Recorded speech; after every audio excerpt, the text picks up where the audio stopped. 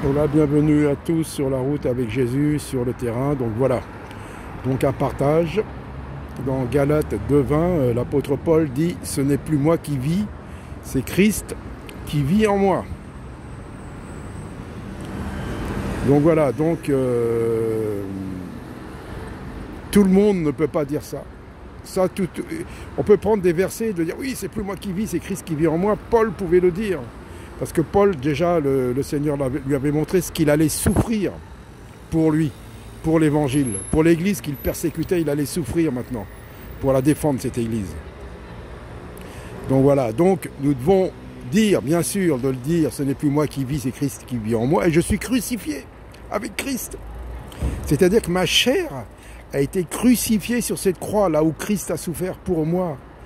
Il n'avait rien à faire sur cette croix, simplement c'était le sacrifice.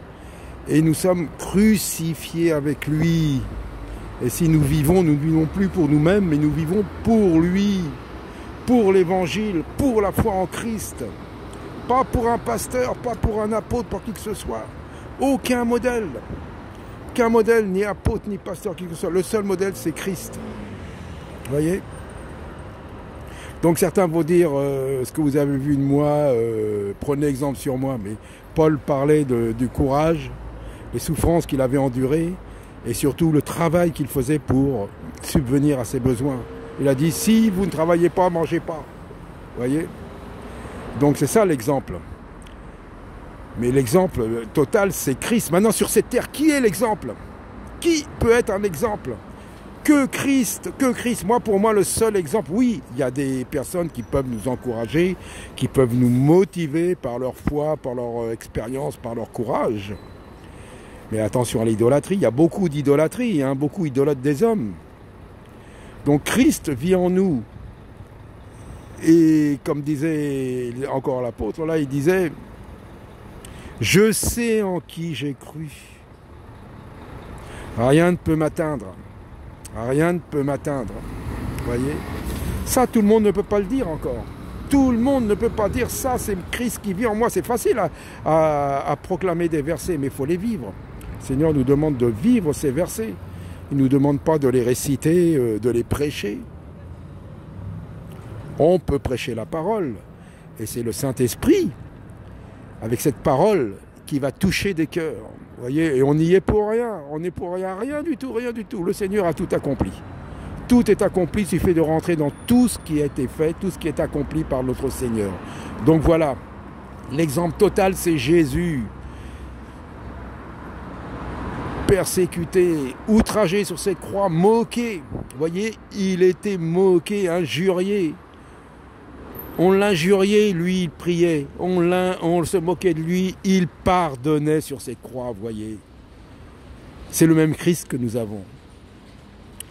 Alors nous devons vraiment être totalement dépourvus de nous-mêmes, de notre chair. Celui qui doit le suivre renonce à lui-même, à cette chair. Aucun avantage pour lui-même. Le seul étendard qu'il peut prêcher, c'est l'étendard de Christ. Qu'il peut montrer, c'est l'étendard de Christ. La seule parole, c'est Christ.